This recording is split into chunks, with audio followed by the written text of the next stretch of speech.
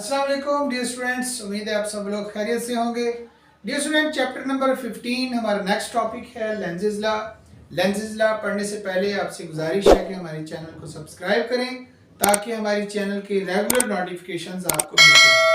Dear students, सबसे पहले lenses law की हम डेफिनेशन करते हैं। What is lenses law? और लेंसेज लॉ ने हमें किस चीज के बारे में बताया था?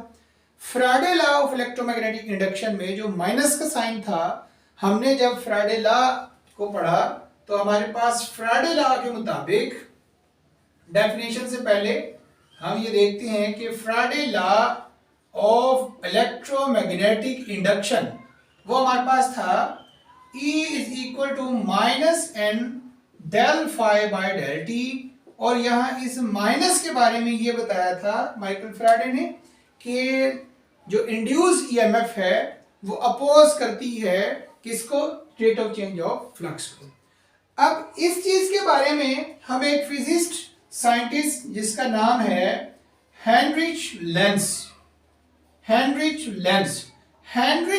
ने बताया कि ये जो आपके पास नेगेटिव का साइन है ये असल में हमें क्या बताता है। इसकी एक्सप्लेनेशन के साथ हम इसकी डेफिनेशन भी करते हैं और इस तरह से करेंगे definition. Direction of induced current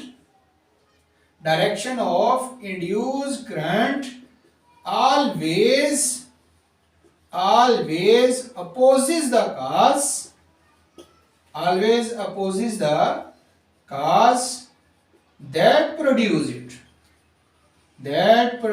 it। तो इसका मतलब ये हुआ कि डायरेक्शन ऑफ इंड्यूस करंट की डायरेक्शन उसको अपोज करती है, उसकी मुखालफत करती है, जिसकी वजह से ये इंड्यूस करंट है, जिसकी वजह से ये इंड्यूस करंट प्रोड्यूस होता है। इसका मतलब ये हुआ कि जो इंड्यूस करंट है वो किस वजह से है? वो इंड्यूस ईएमएफ की वजह से है। और इंड्यूस ईएमएफ किस वजह से है? Rate of change of flux की वजह से। तो बच्चों, अकॉर्डिंग टू ओहम्स लॉ आपके पास induced EMF and current both are directly proportional to each other। तो इस केस में जो आपके पास induced current है that is also proportional to rate of change of flux। लेकिन यहाँ पर नेगेटिव का साइन है, इसका मतलब ये जो induced current है, induced current की डायरेक्शन इस rate of change of flux को अपोज करेगी। rate of change of flux को अपोज किस तरह से करेगी? मतलब कि induced current की डायरेक्शन इंड्यूस करंट की वजह से प्रोड्यूस होने वाली मैग्नेटिक फील्ड वो ना तो मैग्नेटिक फ्लक्स को एक लिमिट से बढ़ने देगी ना ही कम होने देगी। जब हम मैग्नेटिक फ्लक्स को बढ़ाएंगे तो इंड्यूस करंट की मैग्नेटिक फील्ड वो मैग्नेटिक फील्ड को बढ़ने से रोकेगी। और जब हम मैग्नेटिक फील्ड को कम करने की कोशिश करेंगे तो यही डायरेक्शन ऑफ इंड्यूस करंट उस मैग्नेटिक फ्लक्स को कम होने से रोकेगी। अब किस तरह से ऐसा होगा? देखिए, हम सपोज कर लेते हैं कि हमारे पास ये एक कॉइल है और इस कॉइल को हमने कनेक्ट किया हुआ है गैल्वानोमीटर के साथ ताकि हम चेक कर सकें कि आया कि इसमें ईएमएफ इंड्यूस होता है। अगर ईएमएफ इंड्यूस होगा तो उसकी वजह से करंट होगा और करंट से ये गैल्वानोमीटर डिफ्लेक्शन शो करेगा और वही डिफ्लेक्शन इस बात का प्रूव होगा कि हमारे पास ईएमएफ इंड्यूस हो रहा है। तो डियर स्टूडेंट, आपके पास देखिए ये है आपके पास एक बार मैग्नेट, ये आपके पास आ गया एक लॉन्ग बार मैग्नेट, ये इसका नॉर्थ पोल है, ये इसका साउथ पोल है। और हम क्या काम करते हैं? हम इस मैग्नेट को पुश करते हैं। हम मैग्नेट को क्या करते हैं? पुश करते हैं। किस तरफ पुश करते हैं? इस कॉइल की तरफ हम मैग्नेट को पुश करते हैं, इस डायरेक्शन में। जब हम इस मैग्नेट को क्या करेंगे? पुश करेंगे तो इस क्लोज लूप में से गुजरने वाली मैग्नेटिक फील्ड लाइंस की तादाद बढ़ जाएगी। तो जब मैग्नेटिक फील्ड लाइंस की तादाद बढ़ेगी तो इसका मतलब क्या हुआ? फ्लक्स चेंज हुआ।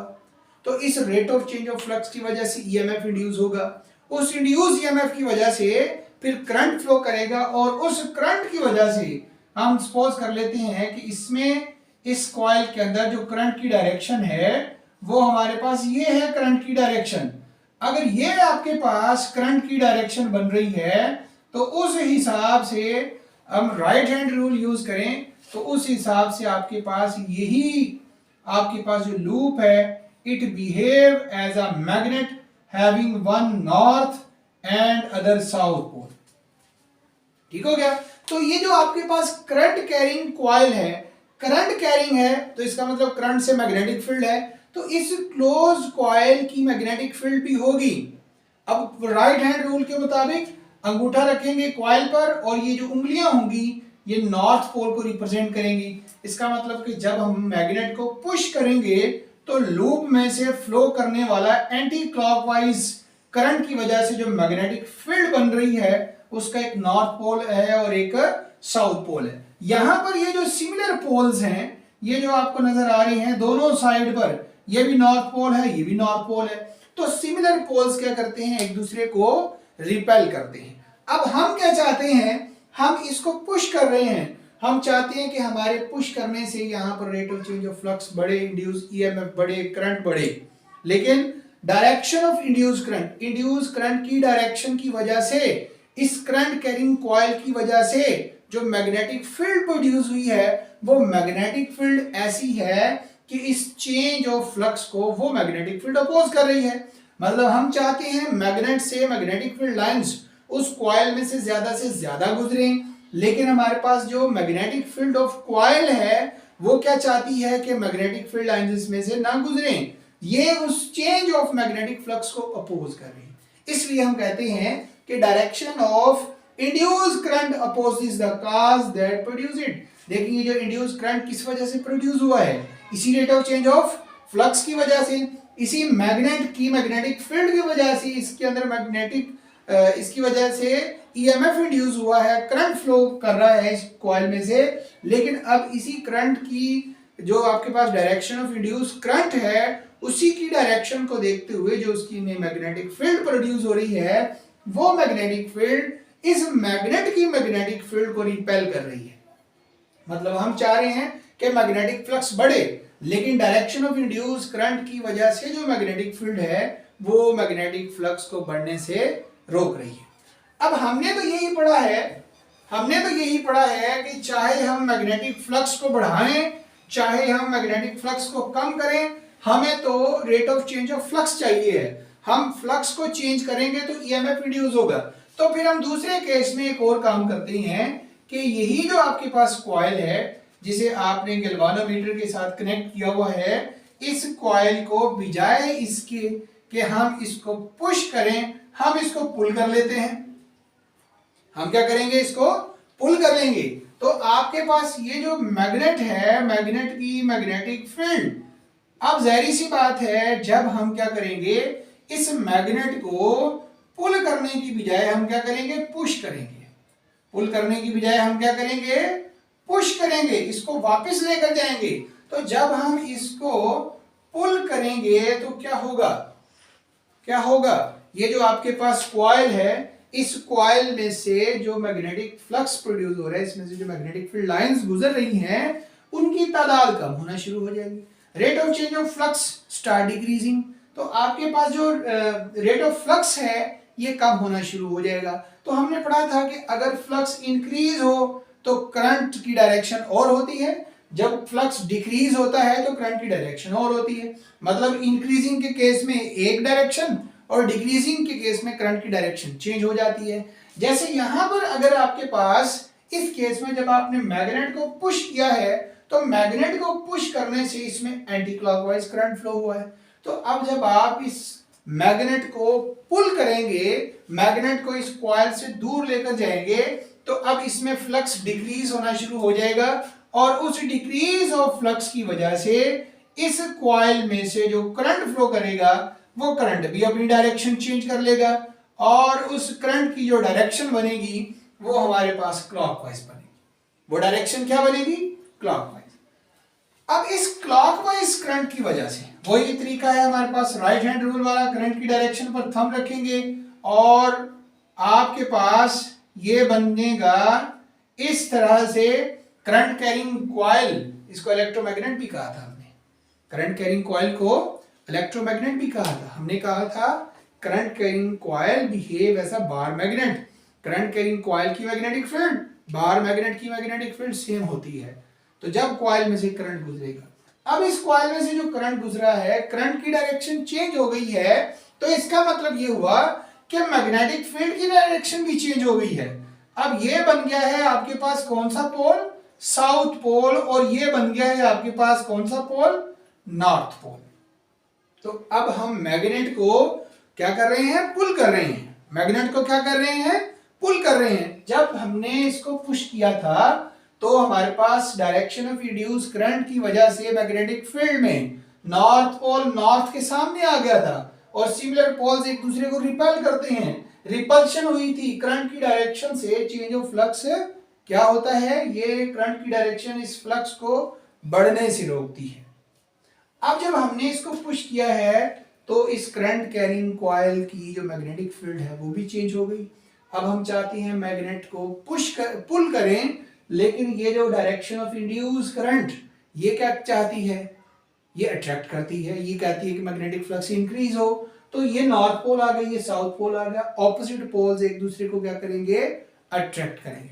तो इस हिसाब से जब हमारे पास यहां पर ऑपोजिट पोल्स आ रहे हैं, हम चाह रहे हैं मैग्नेटिक फ्लक्स को डिक्रीज करना चाह रहे हैं, मैग्नेटिक फ्लक्स को कम करना चाह रहे हैं, डायरेक्शन ऑफ इंड्यूस करंट उस फ्लक्स को कम करने से रोक रही है। यहां पर हम क्या कर रहे हैं, मैग्नेटिक फ्लक्स को बढ़ाना चाह रहे हैं, डायरेक्शन ऑफ इंड्यूस करंट उस फ्लक्स को बढ़ने से रोक रही है। इसीलिए हम कहते हैं, लेंज़ेस लॉ को डिफाइन करते हैं, direction of induce current, direction of induced current, direction of induced current opposes the cause that produce it,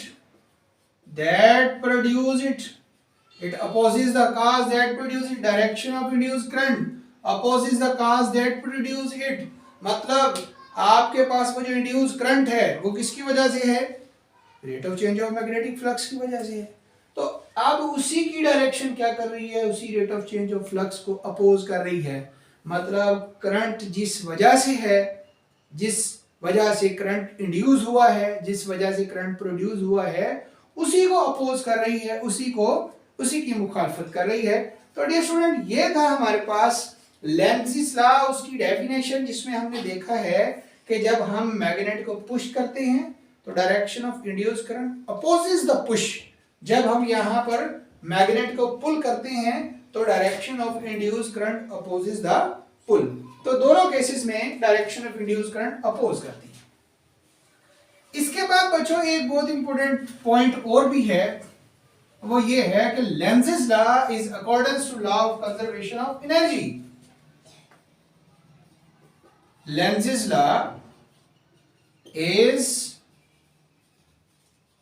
accordance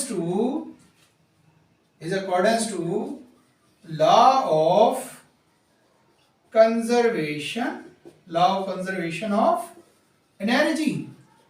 तो लेंज़ेस लॉ जो है that is accordance to law of conservation of energy. Energy conservation में तो energy conserve रहती है, total energy हमारे पास constant रहती है, मतलब जितना हम बॉडी पर वर्क करते हैं उतनी एनर्जी उसमें स्टोर हो जाती है, या जितना हमने वर्क किया है उतना वो बॉडी वर्क करने की एबिलिटी रखती है। तो ये हमारे पास कंजर्वेशन ऑफ एनर्जी है।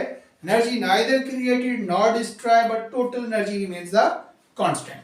अब हमने इसको देखना है कि ये एनर्जी कंजर्वेशन जो है ये लेंज़ेस लॉ में कहाँ एप्लीकेबल है।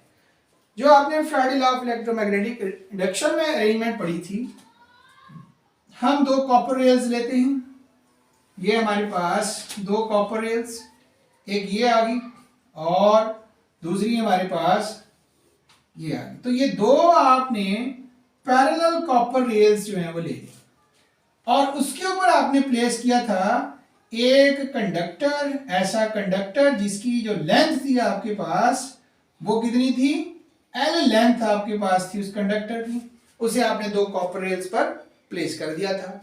वहां मौजूद थी यूनिफॉर्म इनवर्ट मैग्नेटिक फील्ड, वो भी इधर भी होगी यूनिफॉर्म इनवर्ट मैग्नेटिक फील्ड।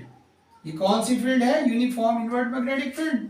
हमने इस कंडक्टर को मूव करवाया था और rate of change of flux हुआ था। अब यहां पर हम एक गैल्वानोमीटर जोड़ते हैं तो ये बन जाता है हमारे पास क्लोज लूप। ये हमारे पास क्या बन जाता है, क्लोज लूप। अब हम इस कंडक्टर पर फोर्स लगाते हैं। हमने इस कंडक्टर पर फोर्स लगाई और इस कंडक्टर को हमने v वेलोसिटी से राइट की तरफ मूव करवाया। v वेलोसिटी से क्या किया हमने? राइट की तरफ मूव करवाया। जब हमने इसको राइट की तरफ मूव करवाया तो क्या हुआ कि rate of change of flux हुआ और उस rate of change of flux की वजह से ईएमएफ इंड्यूस हुआ। उस इंड्यूस ईएमएफ की वजह से करंट इंड्यूस हुआ और अब ये जो कंडक्टर हुआ आपके पास, ये बन गया करंट कैरिंग कंडक्टर। ये कौन सा कंडक्टर बन गया? Current carrying conductor. इसको यहां पे देख लेते हैं। तो ये आपके पास बन गया एक करंट कैरिंग कंडक्टर, ऐसा कंडक्टर जिसमें से क्या कर रहा है? करंट फ्लो कर रहा है। ये कंडक्टर हमने इधर बना दिया है, ये हमारे पास बन गया है करंट कैरिंग कंडक्टर। तो बात वही आ गई कि करंट कैरिंग कंडक्टर है तो इसकी मैग्नेटिक फील्ड होगी। तो राइट हैंड रूल के मुताबिक इस करंट कैरिंग कंडक्टर की हम क्या फाइंड करेंगे? मैग्नेटिक फील्ड फाइंड करेंगे। तो राइट हैंड रूल के मुताबिक हमारे पास इसकी जो डायरेक्शन आती है, करंट कैरिंग कंडक्टर की जो मैग्नेटिक फील्ड आती है वो आती है एंटी क्लॉकवाइज। तो यहां पर हम एंटी क्लॉकवाइज मैग्नेटिक फील्ड को रिप्रेजेंट करते हैं। ये हमारे पास आ गई एंटी क्लॉकवाइज मैग्नेटिक फील्ड। तो ये जो आपके पास करंट कैरिंग कंडक्टर, इसकी मैग्नेटिक फील्ड। अब ये जो सारी अरेंजमेंट है ये कहां पर मौजूद है? ये जो क्रॉस है किसको रिप्रेजेंट कर रहा है? ये रिप्रेजेंट कर रहा है इनवर्ड मैग्नेटिक फील्ड को। तो यहां पर हम इनवर्ड मैग्नेटिक फील्ड को रिप्रेजेंट कर देते हैं। ये हमारे पास आ गया इनवर्ड मैग्नेटिक फील्ड। ये मैग्नेट की मैग्नेटिक फील्ड, ये मैग्नेट की मैग्नेटिक फील्ड। ये स्टूडेंट आप देखें यहां पर magnetic field of current carrying conductor, magnetic field of current carrying conductor and magnetic field of magnet, ये आपस में क्या कर रहे हैं? इंटरैक्ट कर रहे हैं। क्या कर रहे हैं? इंटरैक्ट कर रहे हैं।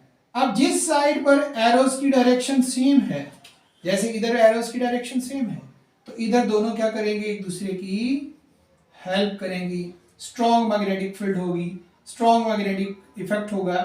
इधर दोनों एक दूसरे को कैंसल कर रही हैं और strong magnetic effect, weak magnetic effect, इधर स्ट्रॉन्ग मैग्नेटिक इफेक्ट, इधर वीक मैग्नेटिक इफेक्ट, और फोर्स एक्ट करेगी इस कंडक्टर पर स्ट्रॉन्गर से वीकर की तरफ। जो इस पर आप मैग्नेटिक फोर्स एक्ट करेगी वो किस तरफ एक्ट करेगी? वीक, स्ट्रॉन्गर से वीकर। तो इस पर जो मैग्नेटिक फोर्स, इस कंडक्टर को यहां से हमने जब यहां मूव करवाया है, यहां हम ले आए हैं इस कंडक्टर को, तो हुआ ये है कि इस कंडक्टर पर अब क्या लग रही है? अब इस पर एक फोर्स लग रही है। वो फोर्स मैग्नेटिक फोर्स है due to the interaction of magnetic fields, due to the interaction of magnetic field of current carrying conductor and magnetic field of magnet। उस इंटरेक्शन की वजह से एक मैग्नेटिक फोर्स एक्ट कर रही है। वो फोर्स उस कंडक्टर को हमने उसे जिस पोजीशन से डिस्प्लेस करवाया था उसी पोजीशन पर वापस ला दी। मतलब हमने इस पर, इसको अगर ए का नाम देते हैं, बी का, अगर हमने इसको ए से बी तक ले जाने में जितनी फोर्स लगाई है उतनी ही फोर्स उसमें स्टोर हुई और वो फोर्स इस अप्लाइड फोर्स के ऑपोजिट होती है जो उस कंडक्टर को दोबारा उसकी पोजीशन पर वापस लाती है। तो ये तो बिल्कुल वैसा ही काम हो गया कि जितना बॉडी पर हमने वर्क किया है उतनी उसमें एनर्जी स्टोर हुई और उतनी ही एनर्जी से उसने वर्क किया, दोबारा उतनी वर्क करने की एबिलिटी रखी, कंडक्टर को जहां से डिस्प्लेस करवाया वहीं बॉडी को वापस ले आई। तो दैट्स व्हाई हम कहते हैं कि Lenz's law is according to law of conservation of energy. जितनी एनर्जी दे के इसे हमने ए से बी की तरफ भेजा, उतनी ही एनर्जी से, उतनी ही वर्क करके ये बी से ए पर आ जाता है वापस अपनी ओरिजिनल पोजीशन पर। तो यहां पर आपके पास ये लॉ ऑफ कंजर्वेशन को ओबे करता है। लेकिन डियर स्टूडेंट, यहां पर बात खत्म नहीं हो जाती। असल में होता यह है कि जब ये कंडक्टर वापस आएगा, जब ये कंडक्टर क्या करेगा? बी टू ए वापिस आएगा।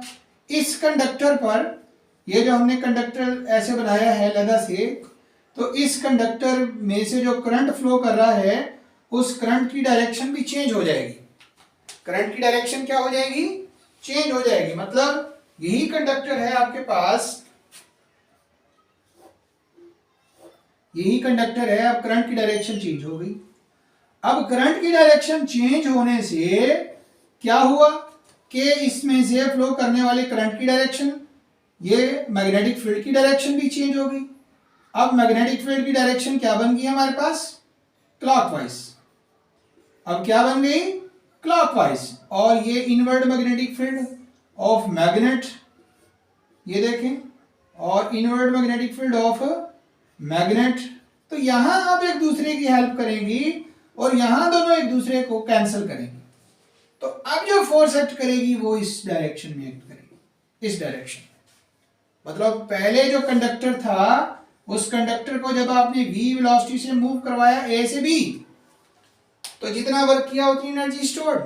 Magnetic field of magnet, magnetic field of current carrying conductor, उनका इंटरेक्शन हुआ और कंडक्टर को वो क्या करता है? b से a की तरफ लाता है। अब जब b से a की तरफ ला रहा है तो क्या हो रहा है कि हमारे पास करंट की डायरेक्शन चेंज हो जाएगी, क्योंकि rate of change of flux अब डिक्रीज हो रहा है, करंट की डायरेक्शन चेंज हो जाएगी। जब करंट की डायरेक्शन चेंज होगी तो उस करंट कैरिंग कंडक्टर की मैग्नेटिक फील्ड भी चेंज हो जाएगी और उससे इंटरेक्शन की वजह से जो फोर्स एक्ट करेगी वो भी चेंज हो जाएगी। वो फिर से कंडक्टर को क्या कराएगी? ए से बी की तरफ मूव करवाएगी। तो कंडक्टर को हमने पहले ए से बी मूव करवाया, मैग्नेटिक फोर्स की इंटरेक्शन से वो बी से ए की तरफ आया। अब फिर ए से बी जाएगा, बी से ए, तो ये खुद ब खुद ही कंडक्टर ए से बी और बी से ए मूव करना शुरू हो जाएगा और ये बन जाएगा सेल्फ परपेचुअल सिस्टम। अब ये ऐसा सिस्टम बन गया जिसको किसी एक्सटर्नल सोर्स की जरूरत नहीं है, ये खुद ब खुद ही मूव कर रहा है। तो इट बिकम, तो जब ये केस सामने आएगा तो क्या होगा? इट बिकम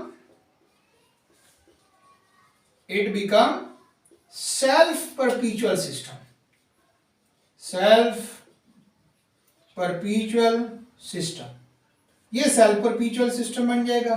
यहां पर होगी violation, that is the violation of law of conservation of energy.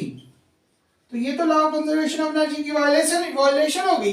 ये तो मुमकिन ही नहीं है कि कोई बॉडी जो है वो खुद ही मूव करना शुरू हो जाए। तो ये तो सेल्फ परपेचुअल सिस्टम बन गया। तो डियर स्टूडेंट, हमारे पास की जो लेंजिस लॉ था, इसमें आपने दो बातें पढ़ी हैं। एक आपने पढ़ा कि किस तरह से direction of induce current magnet की पुल और पुश को अपोज करता है। दूसरा फिर हमने देखा कि ये जो लेंजिस लॉ है ये किस तरह से according to law of conservation of energy है और किस तरह से ये सेल्फ परपेचुअल सिस्टम बन जाता है। इंशाल्लाह इसके बाद हम अपने नेक्स्ट टॉपिक की तरफ आएंगे। आज के लिए इतना ही काफी। अल्लाह हाफिज।